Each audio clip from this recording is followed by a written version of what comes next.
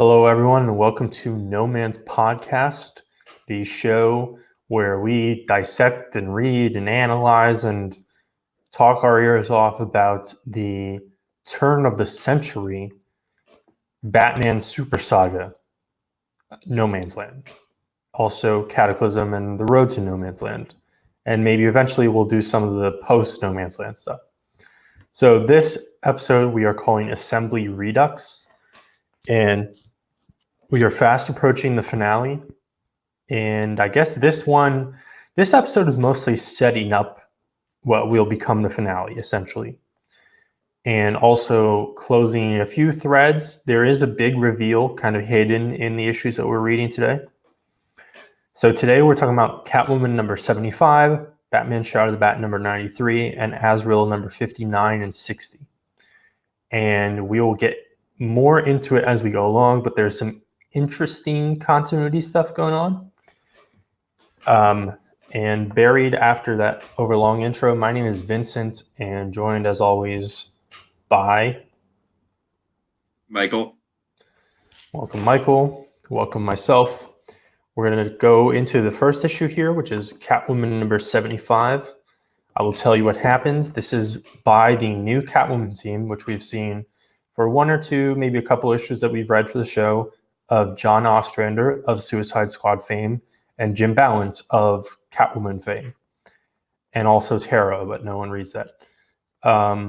So we pick up where we last saw Selina. She was shot and dumped in a river, essentially. So she wakes up bleeding, and we get multiple pages of recap, which, again, I don't necessarily have a problem with. I think there's too much recap here, or at least it's taking up too much real estate. I think it's like basically 3 full pages or so once you get past the just the first page where that's where she is. But we get all this, basically get told everything that we've already read, which when you're binging this, it's a little redundant, but I understand and actually approve of this kind of recap for the people who are jumping in on a random issue of a comic book or jumping in the middle of a storyline. I think we could use more recaps in comics today. And then after we have multiple pages of recap, we then have multiple pages flashback to her childhood. I guess it's sort of an origin story. It's not like a Catwoman origin, but it's a Selina Kyle origin. And she's at a trashy carnival picking the pockets of patrons. And she almost ends up on a milk carton because someone pulls her, like a weird looking dude pulls her aside and is like, hey, and like throws her in a trailer. But actually he's a nice guy, kind of. And he's bringing her into the Carney family. And this is Del Halpern. And I don't know if this is new revelations for this issue. I definitely don't recall any of this in, for example, year 1. I haven't read Dark Victory, which I think picks up on some Catwoman elements. And I haven't read whatever the Loeb and Sale Catwoman book is called. I don't even remember what it's called. So I don't know if Del Halpern predates When in this. Rome. Yeah, When in Rome. I'm not sure if this is issue 75, 15 years into the crisis, if this is a new revelation. But Del Halpern and her carnival family teach her a lot of the skills that make sense in a carnival, but also like in being a low-tier carny. So she strengthens her pickpocketing skills. She learns some acrobatics and essentially acting and things like that. And everything falls apart when Del Halpern is performing one of his crazy feats and basically just like smashes his head into a wall. I think that's what happened. Or he really screws up like one of his acts. And so he's basically just dying because he's a crazy, carnival dude. And he dies, and she, leaves the carnival. But what this whole backstory, another thing that it taught her is basically to, pull yourself up and be strong and also never show your weakness. And that was all just a huge flashback to get it was basically like a inspiring speech by way of flashback. So she pulls herself out of the river. She goes to dry off, and in the process shows off her like pretty intricate lingerie that she wears underneath her costume, which is pretty ridiculous, but that's Jim Ballant for you. And then she essentially makes a helicopter pilot take her back to Gotham. But he has this ridiculous complex where he doesn't want to eventually admit or say that he was threatened by a woman in a costume, but on both levels of that. So instead of, taking the L, and I mean, also she is a superhero or a supervillain, whatever. So like, he's going to get demerits, but he's not going to necessarily. You can't. It's not like they can throw 100% of the blame on him. Like, it is a tough situation, but instead of having to deal with that, he just crashes the helicopter straight into the ground. And far as I can tell, he might have just died here, because there's one panel where you see him like kind of upside down in the cockpit, and there's a little bit of blood and stuff. And right in the nick of time, Azrael shows up to help Catwoman. And then that gives Catwoman the opening to go over to Batman, hand him the discs, which I guess she's had on her body the whole time while she was drenched and bleeding in the river. And they have a little flirty moment where it's like, hey, you're a villain. You better get the fuck out of here. Don't steal shit. And she's like, maybe I won't. And then he like smirks and is like, I'll have fun, chasing you down.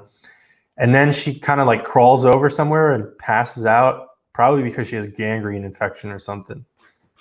So that's Catwoman. And we do have, I believe, more Catwoman in coming episodes. This isn't our final goodbye. And it would be a strange one, since she's still in Gotham and she's like passed out. If this was the last we saw of her in this podcast and in this story arc, it would be strange. But that's that. Do you have thoughts on Catwoman number 75?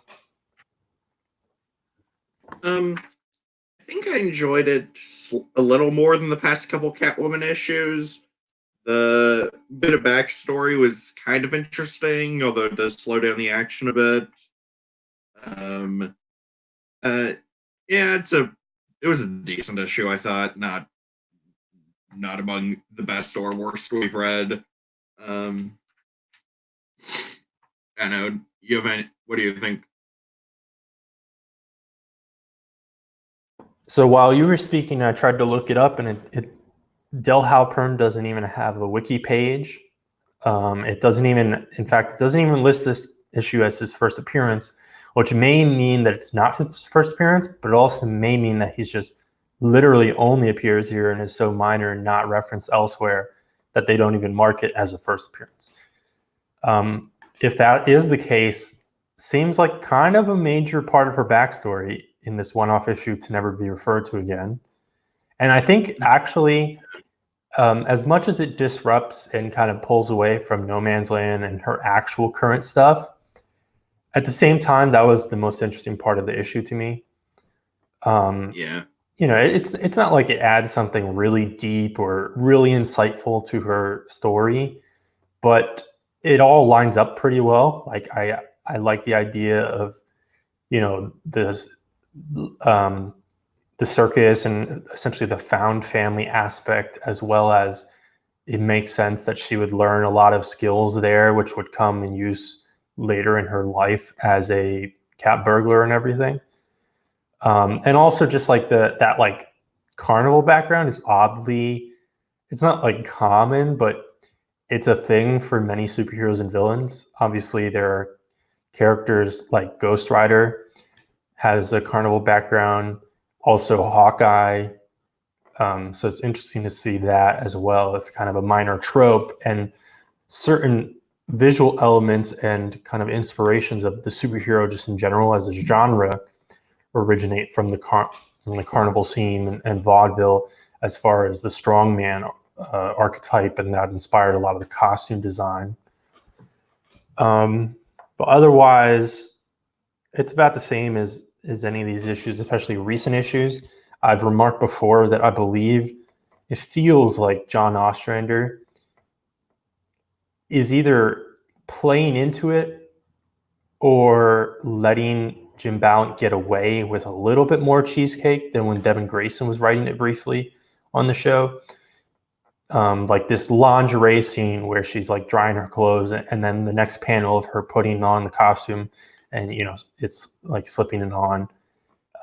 It's very cheesecakey and very much a product of the time and a product of Jim Ballant. But I'm not sure if we would have seen that 25 issues ago when it was Devin Grayson. But overall, it's fine. I don't hate these Catwoman issues. I know some of our hosts like Mike just despise this series. I think it's cheesy fun. But let's move on to the first of two Azrael issues. Okay, so this first part of the Azrael story 59 is called Pilgrim's Return. It's the same creative team that's been on Azrael this whole time, Denny O'Neil, Roger Robinson, both of them still delivering solid work here. Shown off in this first panel here is a pretty cool close-up of Batman giving Azrael his instructions. So basically, Batman and Azrael are in a church, and he tells Azrael that he's giving him possibly his most important mission, which is basically just keep an eye on Catwoman while she delivers these discs. Which, considering a later reveal about the nature of the discs, it kind of makes it seem like maybe Batman's pulling Azrael's leg a little bit here, but keeping Catwoman safe is still important, and it's a part of Batman's big plan, but so yeah, she's gonna land in Robinson Park. He just wants Azrael to make sure everything goes fine. Azrael takes off into the night, does this giant backflip off a building it's executed pretty cool. It's one of those classic superhero moments where they show the poses all one after another. It's like a string of him and the jump. Anyway, we cut to basically just the same exact stuff we got in the Catwoman issue with Catwoman commandeering the helicopter, and it's the exact same dialogue and everything, but and framed slightly differently. And we get a bit here with this. It's one of. I think it's one of the ex-military private security guys she was tangling with earlier, but he's trying to convince the military guys to let him into no man's land to deal with Catwoman, and he even gets into a physical fight with the commanding officer who he knew back in his day, and he kind of comments that this guy's failed upward a bit. So yeah, that guy's basically just a very low level antagonist who's just gonna fight Azrael later in this issue. Azrael checks in with Leslie in her clinic. They have their usual bare minimum back and forth about, I don't really like violence. Yeah, I'm gonna try not to be too violent. Like, they've been over this like half a dozen times already. We get this darkly humorous side character who shows up in this and the next issue. His name is Wilmer F. Von Slinkery, Deputy Chief of Public Works. Basically, he's just completely delusional, and he's going around ranting about how all the building codes and health codes are just being violated all over the place, and he thinks this is still relevant and is completely blind to the fact that the city's in rubble. So yeah, that's never really super relevant. It's just another one of these little glimpses of just regular Gothamites dealing with the situation. So Azrael goes to the park, Robinson Park. We get the sequence of the pilot stupidly crashing the helicopter with him and Catwoman in it. And then we get the bit where Azrael protects her from his perspective, and he gets into a fist fight with the former military dude. It's pretty well choreographed. Quite well choreographed, I'd say. But Yeah, we actually a lot of the previous issues just repeated verbatim in this issue, but with different art. We even see the disc exchange between Batman and Catwoman, and then Azrael comes back to the clinic and he's like, "Hey, fix this guy up," and it's the antagonist of the issue is beaten and unconscious. This is how we see that he's won the fight, but it was off page, and that's just the end. Yeah, I thought O'Neill and Robinson were still up to par with their usual quality. It was it was definitely strange. Yeah, it was definitely kind of annoying that so much of this was just a repeat of the Catwoman issue. Although I guess like if you're reading Ezreal but not Catwoman or vice versa, you only get these events once, but they don't really do that for everything. I feel like the crossover could have maybe been is there slightly less overlap, but yeah, not a particularly eventful issue. It's fine. I thought. What do you think of this one? Do you have any thoughts?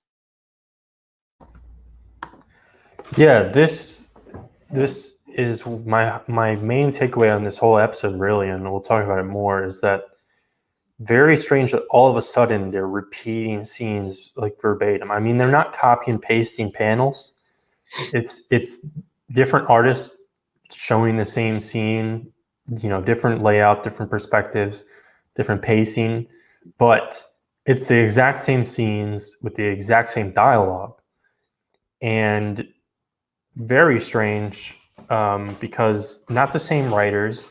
We have 3 writers on this episode and 3 artists, and it's weird because 3 out of the 4 issues we're talking about, and ultimately all 4, are kind of low level books in the kind of hierarchy. So Batman, the Batman books are Batman, Detective, and then Shadow the Bat. But Shadow the Bat among those 3 is clearly the lower tier. And then among the Bat family, I mean, Azrael and Catwoman, I don't know precisely sales and stuff, but lower tier in terms of prestige or DC's intention maybe than Nightwing and Robin. And so maybe it's like, okay, yeah, these books sell less, so we want to show some of the same subplots. But then at the same time, I don't know, it's very strange. And this issue in particular, you have 2 segments where you have straight up repeated scenes. And the main takeaway is that we haven't seen this before. I mean, there have been minor instances, and obviously there are callbacks and footnotes and references and stuff, but we haven't seen this specific way used before, and it's strange to pull it out at the very end here. And I'm interested to see if they keep doing that in the last 2 arcs that we have, or if it's just some weird thing here, because it's obviously orchestrated, and I don't really get it. The highlight here is there's 1 page of Azrael fighting, and it has a bunch of panels, and it's a really cool page, and I think we've seen Roger Robinson do a similar thing once or twice. Beginning, there was a fight with Bane, which was pretty similar, but that page, really cool. That's about it. And I thought the whole dialogue with the private security guy and that whole thing and the guy at the base, that's just boring as hell to me. And I thought it was a little cartoonish as well. Yeah, we didn't really need any extra development on this D-level antagonist for 1 issue. Yeah, well, these are those guys. Interestingly, they're. Go ahead. Oh yeah, we have seen them before in Catwoman. Yeah. Yeah, these are the guys that very important. Yeah, these are the guys that Selena stole the discs from, and there was the whole mix-up with Mercy, and there was that 3-way double cross thing. But I don't really feel that we need to see him chase her down again, especially since, I mean, again, we have more Catwoman issues, so I'm not certain what happens with those next. But I don't think there's a resolution for this guy, so we just wasted time having him come to Gotham and attempt to catch her again and utterly fail. So it's a waste of time. But Shadow the Bat number 93. We have Greg Rucka here, who has pretty consistently been doing about an issue every kind of core episode at least. And very recently, we've loved pretty much everything he's done. This is not really on that level. And the art here, also interesting, is by Paul Ryan. Paul Ryan is a kind of a very consistent guy, a very hostile guy. This is probably not too long after he ended his Fantastic Four run. He drew Fantastic Four with Tom DeFalco writing basically from like 93 or 94 all the way through, I guess, 96 or 92 to 96. I'm not sure, but a really long run. I guess actually, oddly, I can probably guess the numbers better. I think it was around issue 357 through 410. And that was, there's various developments in there. Ben Grimm, the Thing, has a scar on his face from fighting Wolverine. It gets like infected somehow. So he wears his old helmet for a while. Alicia Masters, who about 50 issues earlier had gotten married to Johnny Storm, is revealed as a Skrull. And Reed Richards dies. Ant-Man joins the team. Namor joins the team. Reed Richards is back. And then Onslaught happens. And that volume of Fantastic Four ends. So actually, I guess that was a few years ago at this point. But Paul Ryan, very consistent guy. Really, really underrated. And unfortunately, I think he passed away relatively young, and I forget how. But he is matched here by Bill Sienkiewicz inks, or finishes, I think, in fact, which we've seen once or twice before on this podcast. And it's also very interesting to compare to our previous super long podcast, because on the Clone Saga, that's about 2 or 3 years before this as well, there was a stretch of Spectacular Spider-Man where Bill Sienkiewicz was inking over Sal Buscema, and it was a very interesting look. But that's the art team here. That's the creative team here. The setup here, we start with Joker. He's hanging out with his goons, and he's using a goon as like a TV receiver. And then the guy drops the TV, and so Joker murders him.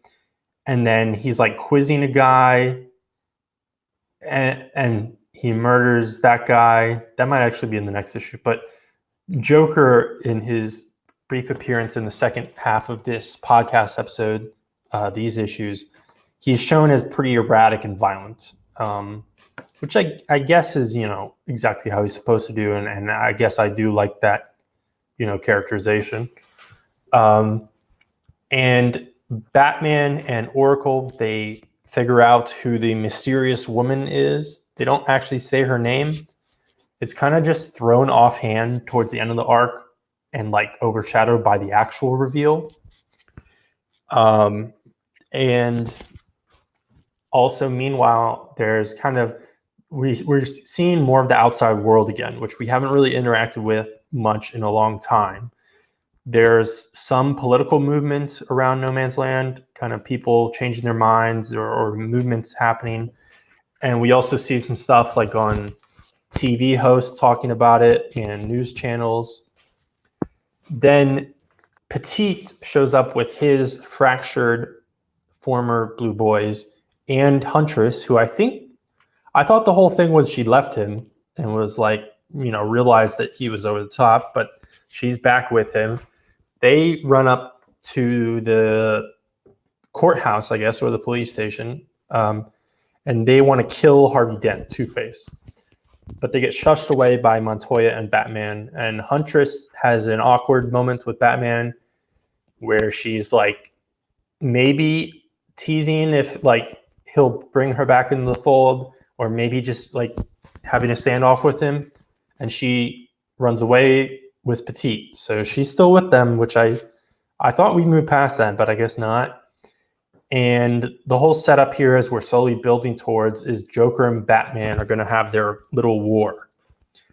And Then the reveal at the end of this issue is that the rich rebuilder guy is Lex Luthor, and the mysterious woman is Mercy Graves, his like assistant. So that is a pretty big revelation in the context of this Super Saga. It's odd. I mean, it's just based on the reading order, not our reading order, but the reading order, that this reveal is kind of like smushed in between these very inconsequential issues of Azrael and Catwoman. So in that sense, I feel like it's kind of anticlimactic. Like we were waiting for this for a long time, and then it's like, oh, there it is, and now I have to read an issue of Azrael, which is going to repeat, 2 pages. But otherwise, it was a fine issue. It's not like a standout thing as we've seen from Rucka previously. What did you think? Yeah, like the dialogue was all good because it's Rucka. He knows how to write these characters. And I really liked the Ryan Sienkiewicz combination of the art. It had like this cool, like dark sketchiness sort of to it that, but a little more polished than sketchy, but just really fits this world and Rucka's writing and all that. But yeah, not a lot happened this issue. Was kind of just bridging events, really. So yeah, just an okay issue all around. Yep, that's how I feel. Now let's bring it to a close. Okay, so Azrael 60's called evacuation, still O'Neill and Robinson, obviously.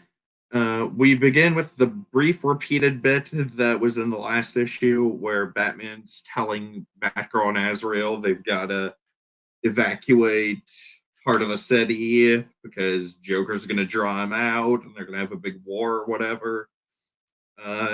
So Azrael and Batgirl are heading over to do their job. They have one of their little one-sided banter scenes that we've seen once or twice before, where like Azrael's kind of having a one-sided conversation, but then she does kind of communicate with her mimicking fight moves in this one little bit.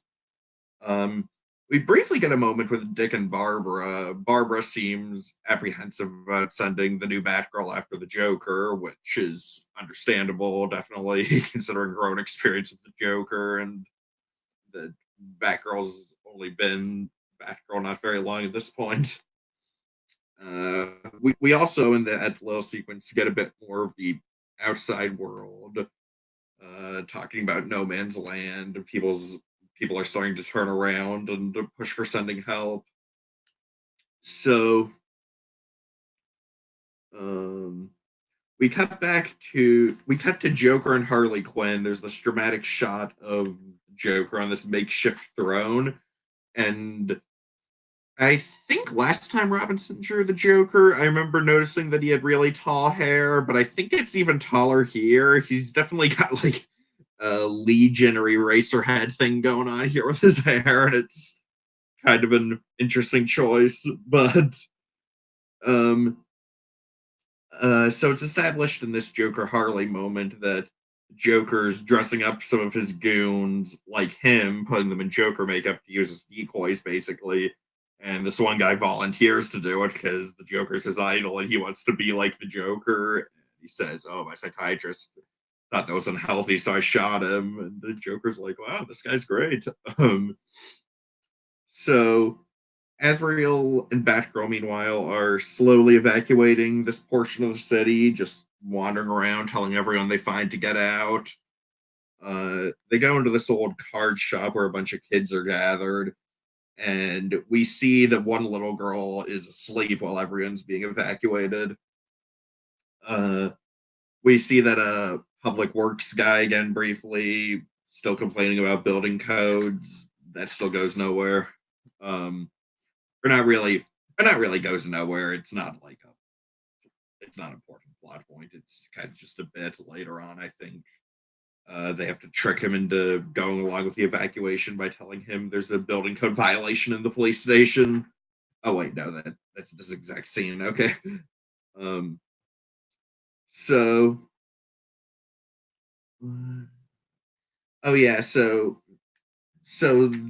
Azrael and Batgirl, they go into one of the buildings and they happen to run into what seems to be the Joker himself. And wait,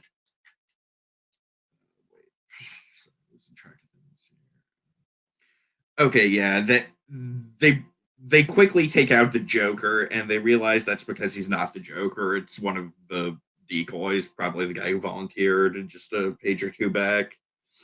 And and they go to Tompkins Clinic where they've been taking the evacuees, and the parents of the little girl we saw earlier realize now that she's missing, so Azrael and Batgirl go back for her.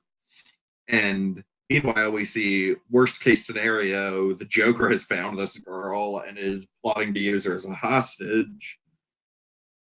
And Azrael and Batgirl come in to save her, and he explains that after they do this, he they kind of pull a risky gamble with their strategy, which is just walk in, grab the girl, walk out, and hopefully they'll be surprised enough to buy them time.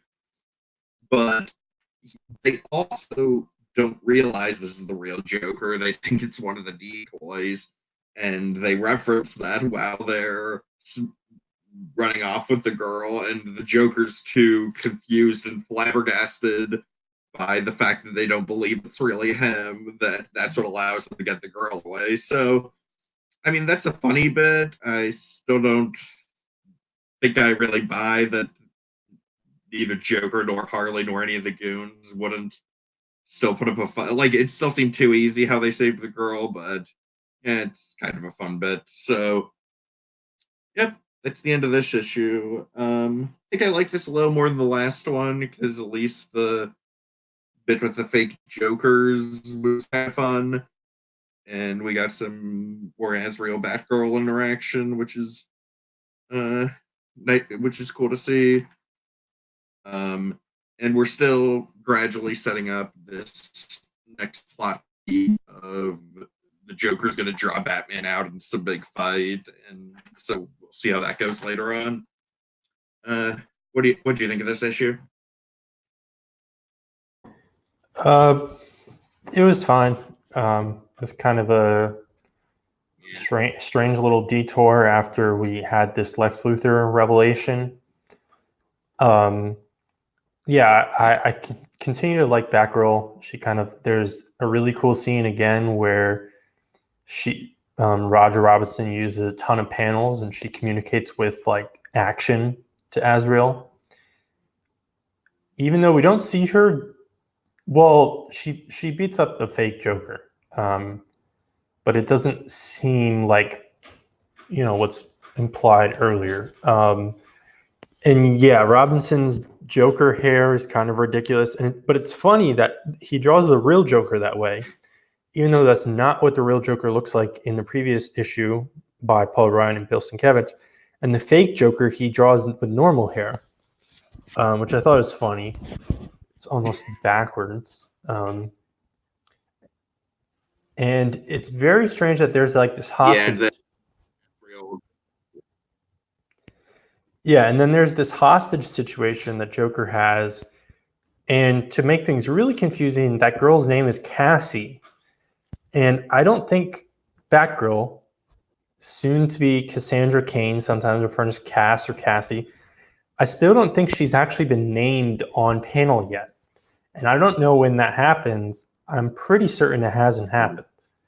I think we know her we know her last name because of her father.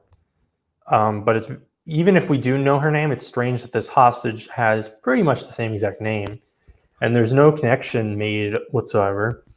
Also, I don't entirely understand the end, because at the end, it is the real Joker, and there's this real hostage, and Harley's there, and his goons are there, and I guess he just gets totally thrown off by Azrael, like making unclear references to like a fake Joker, that he just like lets them waltz away with the hostage saved.